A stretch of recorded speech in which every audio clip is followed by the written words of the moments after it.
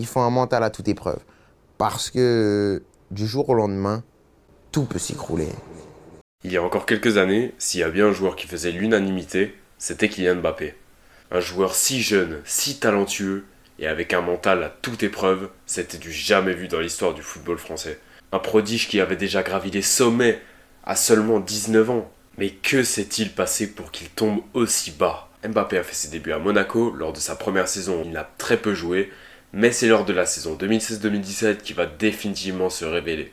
Une demi-finale de Ligue des Champions en ayant littéralement marché sur Manchester City et le Borussia Dortmund. Un transfert record pour un Français à l'été 2017 au Paris Saint-Germain. Des débuts fulgurants avec le club de la capitale, mais aussi avec la sélection nationale, l'équipe de France. Une Coupe du Monde 2018 juste exceptionnelle, remportée par les Bleus 20 ans après la dernière. Évidemment, il y a eu de très belles saisons au PSG par la suite. Finaliste de Ligue des Champions en 2020, demi-finaliste en 2021, en étant exceptionnel face au Barça, en ayant marqué un triplé au Camp Nou, mais aussi une très belle performance face au Bayern. Malgré un Euro 2020 plutôt raté, il revient au sommet en ayant fait une superbe année 2022.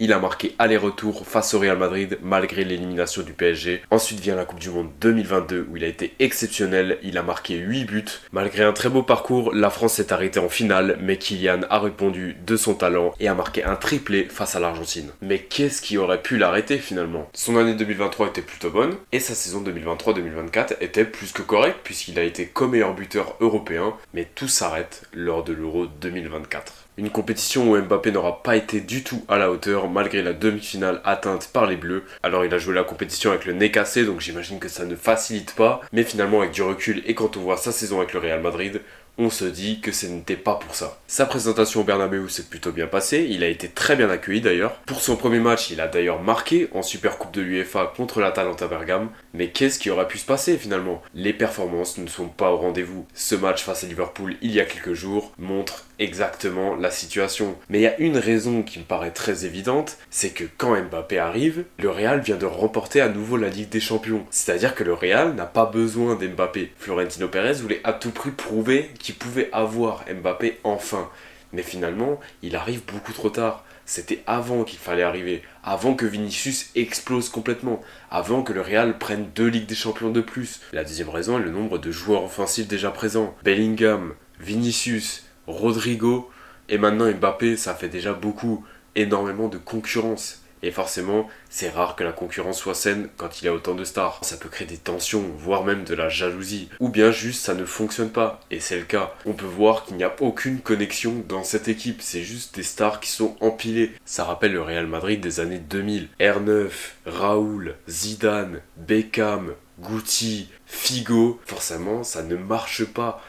Tu peux pas aligner des stars et dire ok c'est bon, allez-y faites le taf et gagnez des Ligues des Champions, ça ne marche pas. Et le pire c'est que Carlo Ancelotti n'en veut même plus. Il le voulait peut-être un certain temps mais c'est fini. Il ne le fait même pas jouer à son poste. Alors bien évidemment Ancelotti se fait vieux. On parle quand même d'un coach qui a gagné sa première Ligue des Champions il y a 21 ans, qui a été entraîneur adjoint et qui a fait une finale de Coupe du Monde il y a 30 ans. Donc forcément c'est un coach qui a une longévité certes exceptionnelle mais qui aussi à un moment donné commence à s'estomper. Et il faut recréer une nouvelle dynamique au Real Madrid. Pourquoi pas aller chercher un Xabi Alonso? Je sais pas, je suis pas du tout fan du Real. Et franchement, en tant que Milanais, j'étais heureux de voir mon équipe battre ce club. Mais honnêtement, il faut recréer quelque chose. Ce Real ne peut pas mourir comme ça. Et on sait à quel point le Real à chaque fois revient. Après, il y a aussi la question du poste. Mbappé est un ailier gauche, il faut dire ce qui est. Même ailier droit, pourquoi pas? Il l'a fait à la Coupe du Monde 2018, ça a marché. Maintenant, en tant que buteur, ça ne marche pas dans tous les systèmes. Le Real Madrid est un club avec des ailiers qui sont très rapides. Il faut un vrai joueur de pointe. Si tu mets un autre joueur aussi fulgurant, ça ne marche pas. Mais on l'a vu face à l'AC Milan, il a évolué sur le côté droit et il a fait quand même des différences en début de match. Et après, Ancelotti l'a replacé en buteur. Face à Liverpool, même si Vinicius s'est blessé, il l'a quand même mis en double pointe. Ça, c'était sur le plan sportif. Maintenant, on va parler de son état mental. Tout ce que je vais dire à présent est à prendre avec des pincettes. Évidemment, ce ne sont que des suppositions. On n'est pas dans la tête d'Mbappé. On ne sait pas comment il est, on sait pas, voilà. On peut juste observer ce qui est sportif. Certains commencent à imaginer une potentielle dépression. Alors attention, c'est un sujet qui est quand même assez grave. La dépression, c'est pas une humeur, c'est une maladie. Donc il faut pas prendre ça à la légère. Mbappé, depuis un certain temps, on dirait qu'il ne montre plus d'envie, qu'il n'a plus cette passion du foot comme il l'avait à l'époque. Il y a aussi des retombées, il n'a pas assez profité de sa vie. On l'a vu dernièrement, il était en boîte de nuit à se Stockholm. Bon, évidemment, rien de choquant pour n'importe quel footballeur, mais Mbappé, c'est un joueur qu'on a toujours imaginé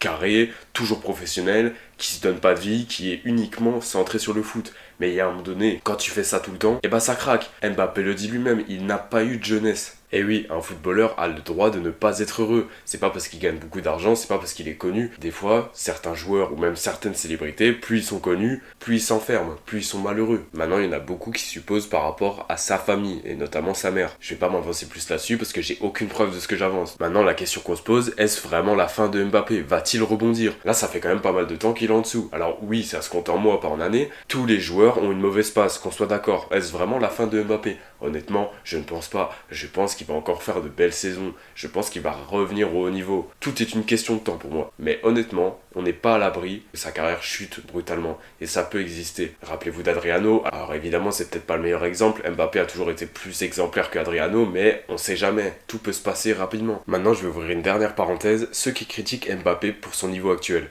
c'est une chose. Mais c'est qu'ils vont faire les mecs en disant « Ouais, mais de toute façon, j'ai toujours dit c'est un attaquant lambda, il a rien fait de spectaculaire. » Mais quel attaquant lambda t'emmène Monaco en demi-finale de Ligue des Champions, qui te ramène une Coupe du Monde à 19 ans, qui va t'emmener le PSG en finale et demi-finale, qui va te mettre un triplé en finale de Coupe du Monde? Qui, pour finir, certes, Mbappé n'est pas forcément exemplaire sur tous les points, mais voilà, maintenant, mettez du respect et n'oubliez pas tout ce qu'il a fait dans notre histoire. Et voilà, c'est la fin de cette vidéo sur Kylian Mbappé. Dites-moi ce que vous en pensez en commentaire. C'est vrai qu'on peut se poser beaucoup de questions, mais j'aimerais bien avoir votre avis. Voilà, n'hésitez pas à vous abonner pour soutenir la chaîne. Et moi, je vous retrouve pour une prochaine vidéo. Ciao tout le monde.